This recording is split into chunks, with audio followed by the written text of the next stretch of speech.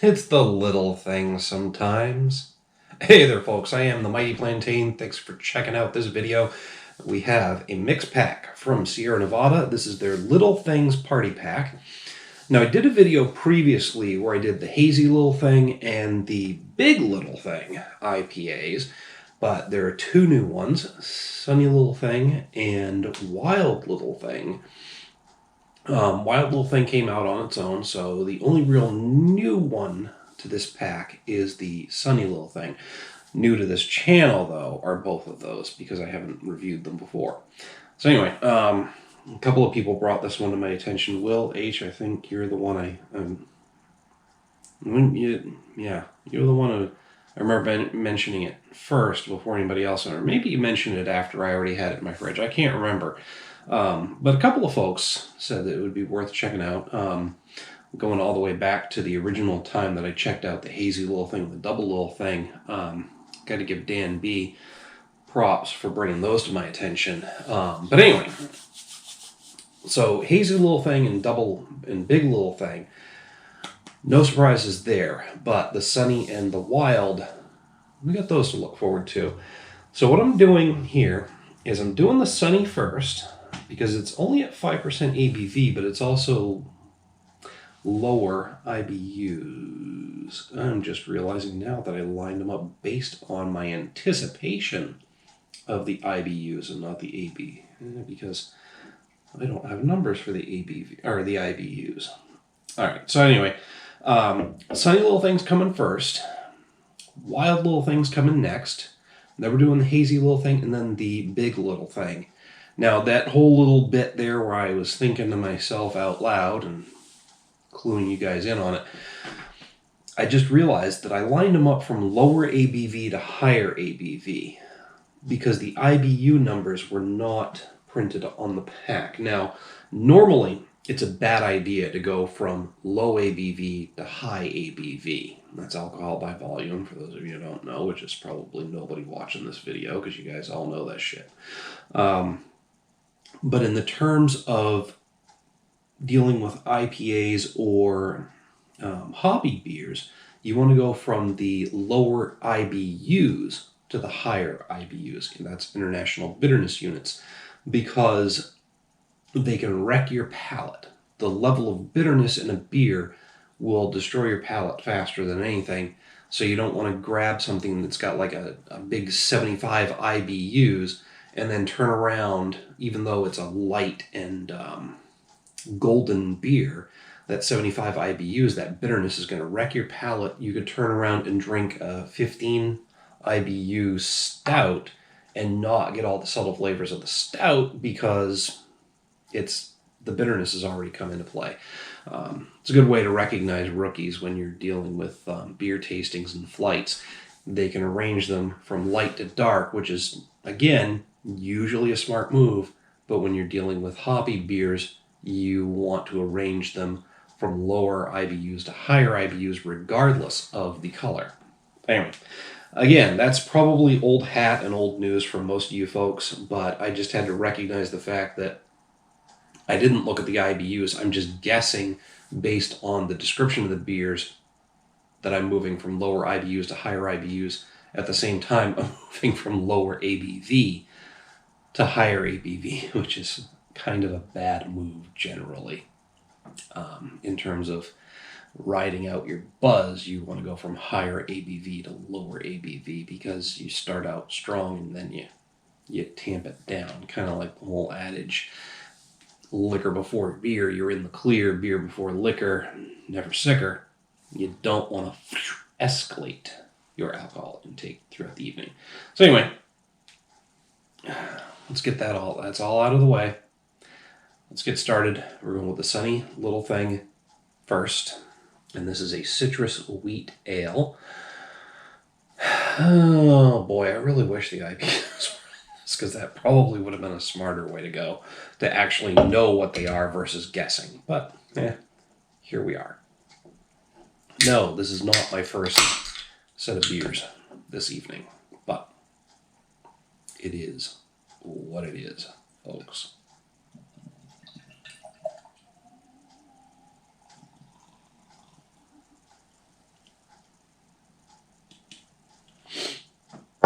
sunny little thing. Citrus wheat ale. Not much else actually on the label besides that. Oh, that is pretty hazy, pretty sunny. It's got a nice light yellow color all the way up through. Decently effervescent. Plenty of bubbles coming up through there. It's a good looking beer. It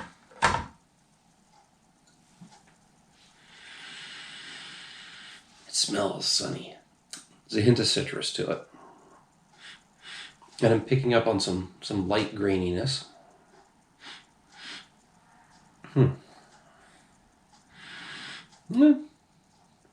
I'm definitely smelling citrus and a light graininess, which is the wheat. But just being able to smell that wheat in there and the graininess, that's not always the case with these types of beers. But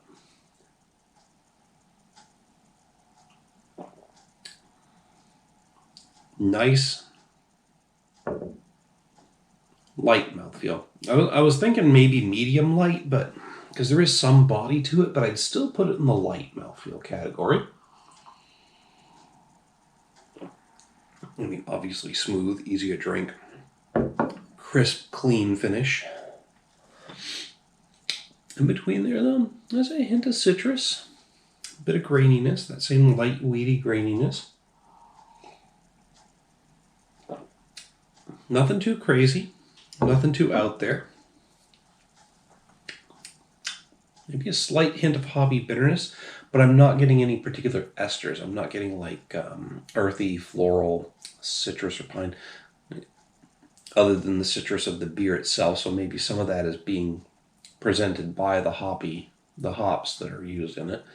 So I'm not getting like any pine, earthy, floral, or dank notes or grassiness or anything like that. It's pretty much all citrus, but a light citrus. So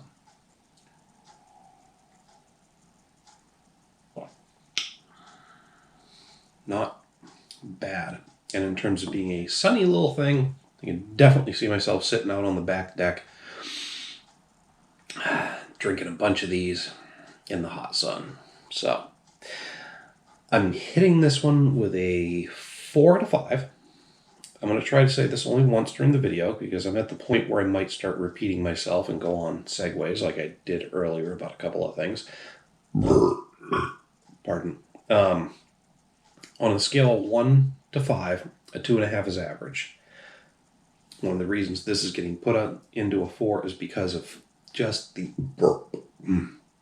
delightfully easy drinkability.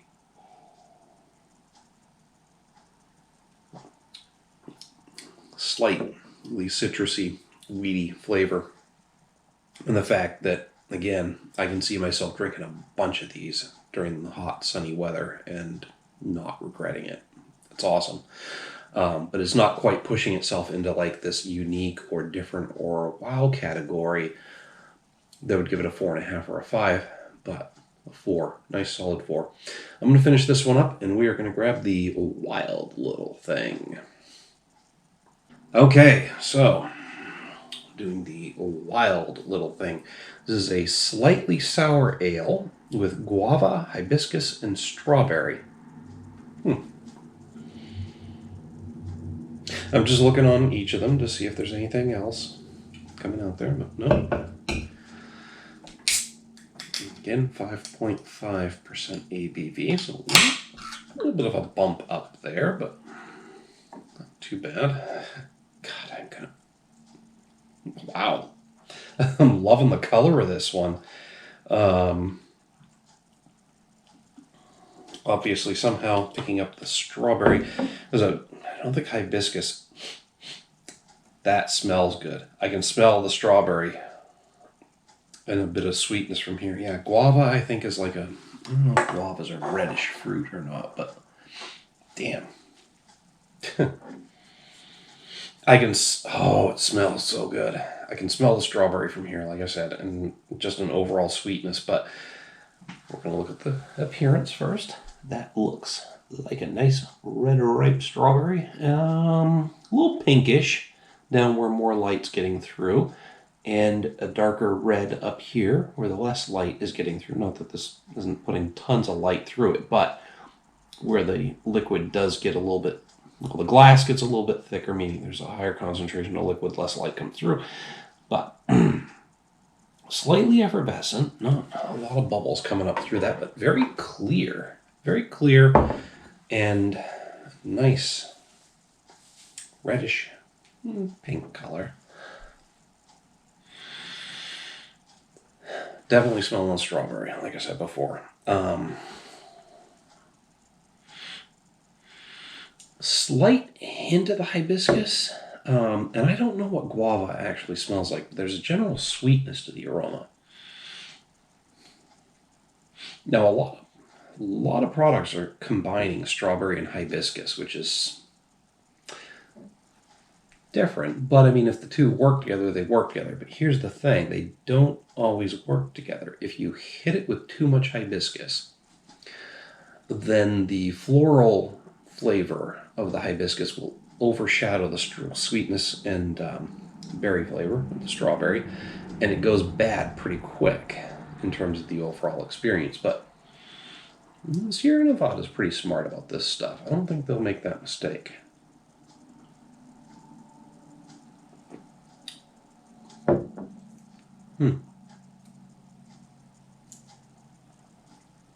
Kind of going in the opposite direction. Like I said, sometimes you get the nice sweetness and the berry flavor of the strawberry, and then the floral nature of the hibiscus overshadows it in the finish and ruins the experience somewhat. In this case, up front, I'm getting a big punch of the slightly floral flavor of the hibiscus, and then it fades to a nice tart and sweet strawberry finish. So that's different. Nice light mouthfeel. Again, it's like got some body to it, but it's not quite in the medium light area. I'd still call that light. Floral up front, sweet and tart strawberry to hit you afterwards. And again, I don't know what the hell guava tastes like. I've never had guava on its own, but there's an overall sweetness to the beer, which is kind of nice. Not getting any sort of graininess or anything like that.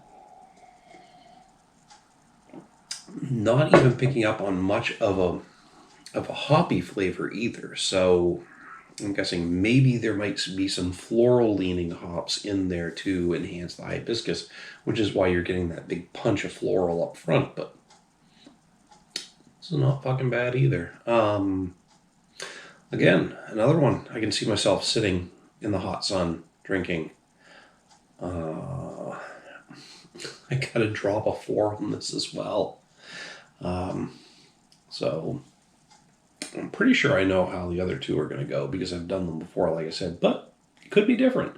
Beer taste is subjective, and sometimes it changes depending on what you've had previously, even how you're feeling that day.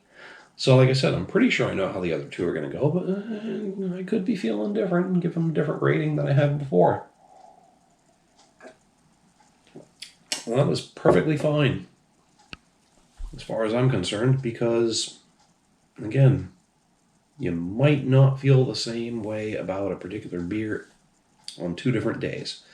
And that's the same for anything. I might not be in the mood for chocolate tomorrow, but, you know, you're always in the mood for fucking chocolate. But again, you might want savory versus sweet, and then the experience of the sweet is not as good as it would be if you went in for the savory flavor. So anyway, I'm going to finish this up, and we are going to grab the Hazy Little Thing. All right, and we are up to Hazy Little Thing IPA. This is just says IPA. Okay. There we go. It's an IPA. The others had a little extra sub-description underneath them, but this one does not, so I'm going with it's a hazy IPA, which is pretty common these days. Oh, look at that. I don't know, maybe I got more aggressive with the pour on this one than I did the previous two, but definitely built up a better head than they did. And that is a juicy looking hazy IPA. A little yellowish, fading to, or darkening to orange up here again where the beer gets, there's more beer, where the glass is thicker. Yeah. It's a good looking beer, but again, just a nice, juicy looking hazy IPA. Big notes of citrus in the aroma. I'm mostly keyed toward citrus and pine when it comes to hop esters, so I pick up on those more than anything else. But yeah, big, juicy, citrusy aroma.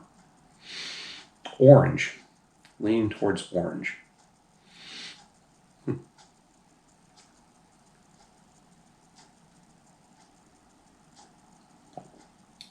Oh, a lot more body on that than the last two. Nice, medium mouthfeel. It's got some serious body and viscosity to it, but not like crazy. Still smooth, easy to drink, going down good.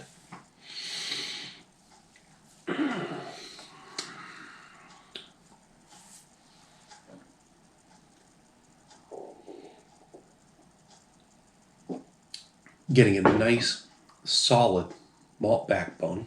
I'm not picking up on any particular grains there, not like weedy or light or anything, just a nice general graininess to it. But then,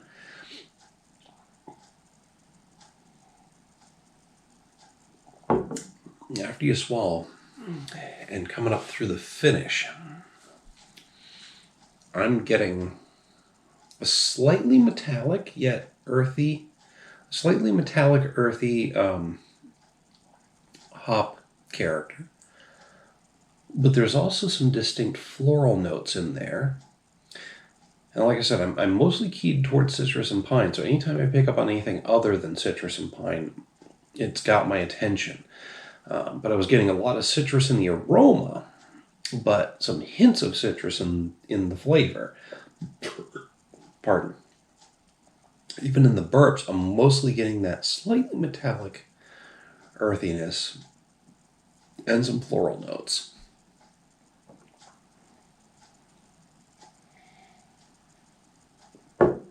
Hints of citrus, a little bit of pine in there, even some grassiness.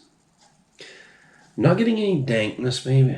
Well, maybe it's blending in with that earthy flavor. Maybe there's a hint of dankness in the finish, like an old musty basement. Not in an unpleasant way, but overall, it's a really well put together beer. It's not as light and easy to drink as the others, but it's pretty, with a medium mouthfeel, it's easy to drink. Like I said, not quite as light and easygoing as the others. But it's relatively easy to drink. Anyway, it goes down nice and smooth. It's well put together. It's got a lot of different hop esters.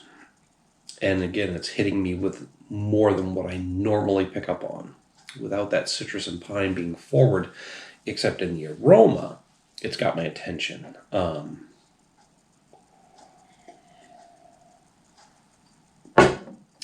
So, hazy little thing. I'm hitting this with a 4.5 out of 5.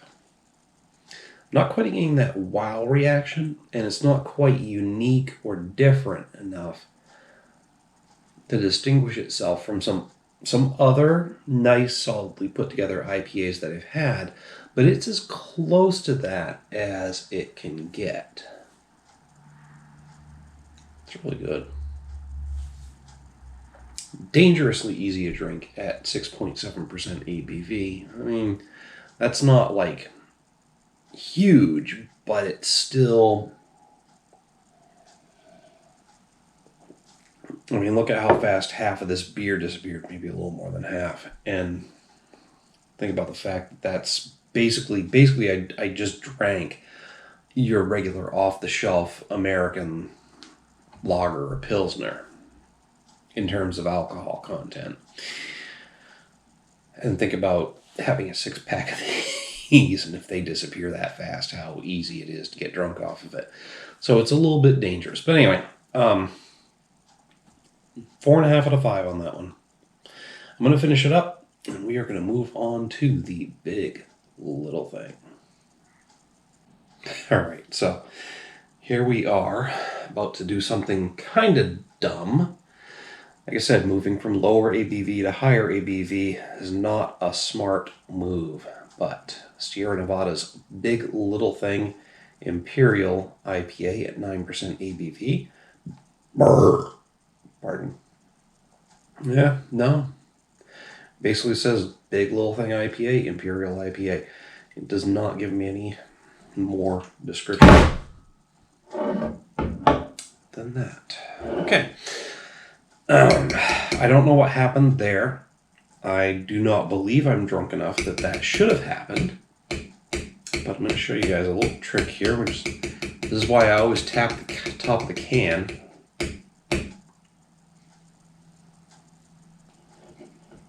And I pray right now, because I'm going to open this one slower than the others. Yeah, see, just that little whoosh on the table was enough to cause a problem. And I don't want this to explode. I think it was, I'm going to use this as an excuse. I think it was just the sweat on the outside of the can was just enough to make my hand slippery.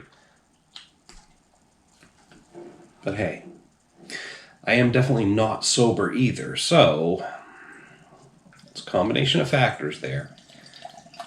But the way I slipped with that can, that was not fucking cool.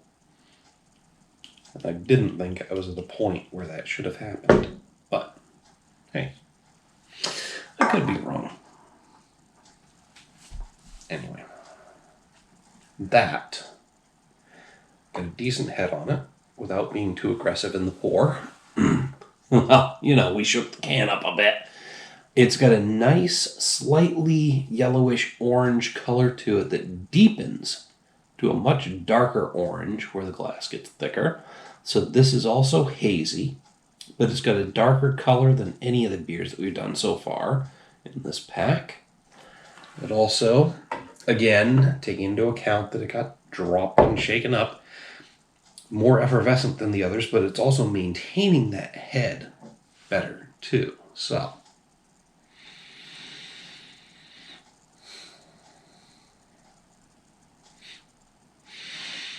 overall hoppy bitterness,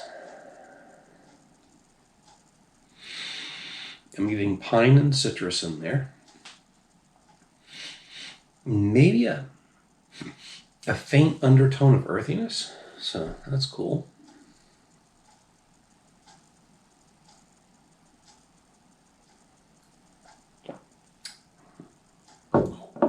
Oh, big punch of hoppy bitterness up front.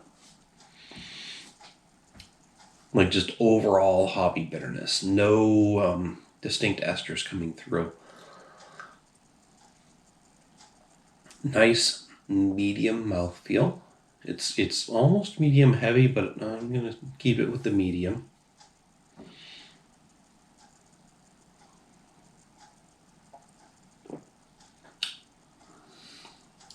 And something weird. There's like an iced tea flavor coming through, which is different. I get that sometimes from different beers, though.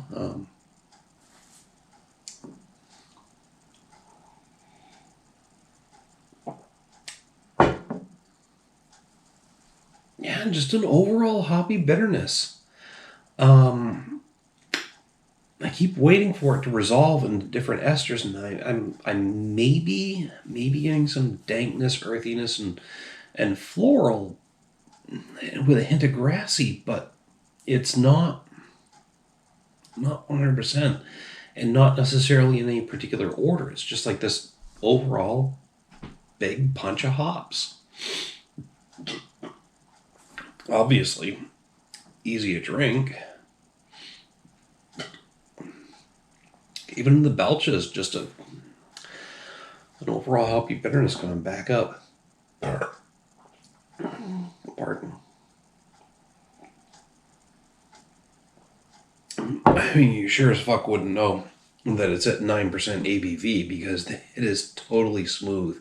There is no booziness, there's no weird sourness, there's no overall, like, alcohol flavor to it. It's just fucking smooth and easy.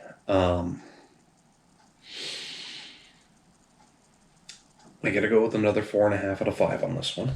I almost think that I might have rated this at a 5 before, but at least tonight I'm just getting overall hoppy bitterness, a huge punch of hops. I'm kind of getting hints of earthy, grassy, floral, and dankness, which again surprises me because I'm not necessarily picking up on citrus and pine. But they're just faint hints of those esters. It's mostly an overall hoppy bitterness.